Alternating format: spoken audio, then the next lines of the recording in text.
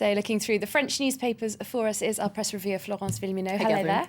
Hot topic of the day here in France, reforms to French prisons. That's right. The Justice Minister, Christiane Taubira, is going to present her reform at the cabinet meeting today. Basically, the big part of her reform is that it's trying to explore alternatives to jail. So this is on the front page of Libération today, the left-leaning paper that talks about this, outside prison walls. Basically, the government is trying to tackle France's overcrowded prison with alternatives like electronic bracelets, probation, community service, etc. But this plan has really drawn outrage from conservatives who say, well, that it's soft on crime and it's leaving a lot of criminals on the streets. Now, Libération actually sent their reporters to a center that's in charge of monitoring prisoners who are doing alternatives to prison, so with a community service, etc. And it takes a closer look and actually defends this government program and says, sure, there are fewer people that are behind bars, but these people are being really monitored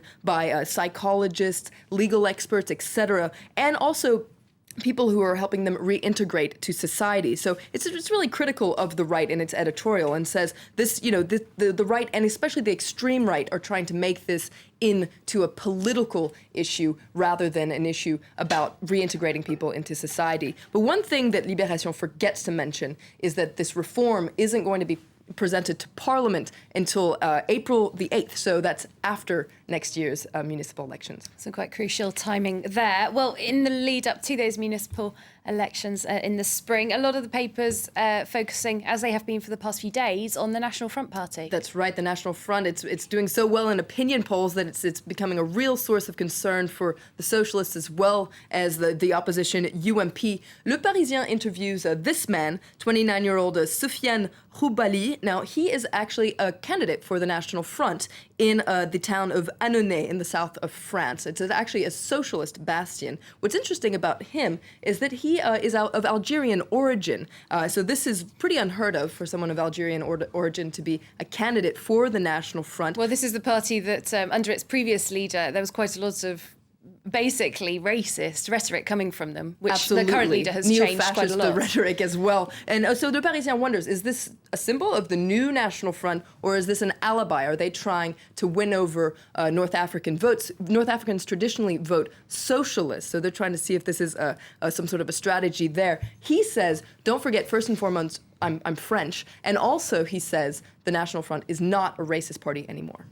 Well, there we go. Well, moving on, Libération once again, taking a closer look at corporal punishment in France. Corporal punishment, that's right. Now, basically, Libération says that in France, it's illegal to hit an adult or an animal, but you can actually hit a child.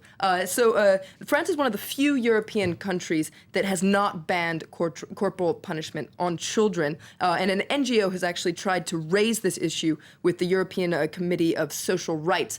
But Libération says that the Foreign Ministry says it doesn't see where the problem is here. So Libération wonders, is France going to become is it going to stay one of the only countries in Europe that doesn't see spanking as an issue? And Libération says that it's actually France that probably needs a spanking here. Strong words there. Finally, you've got two stories from Le Parisien newspaper about French treasures. Treasures, that's right. The first one is about the Calypso, which was Jacques Cousteau's famous boat. Now, it's actually been completely abandoned. There's a photo of it. It's rusting. Doesn't look very treasured, does it? Not treasured yet, but there's a petition going around online to have it listed as one of France's heritage sites. Objects, I guess, and in the hopes that it can be restored. And the final story that I picked out from Aujourd'hui en France is about Henry IV's head. Now, we heard a lot about this in December because, researchers said that they'd identified a skull as being the head of Henry IV, but a Belgian researcher has come out and said, no, this is actually not Henry IV's head. He's going to present his results today, so you can imagine that it's going to turn into a real headache for historians. Oh, nice pun to end the press review. Thanks very much, Florence Villeminot, looking through the French newspapers for us here on France 24.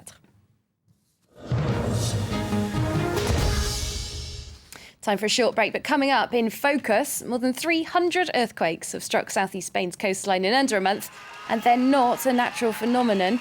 Our correspondents have been investigating the man-made cause of this problem and meeting some of these worried locals who are looking to their cash-strapped government for a solution. Do stay with us for our report.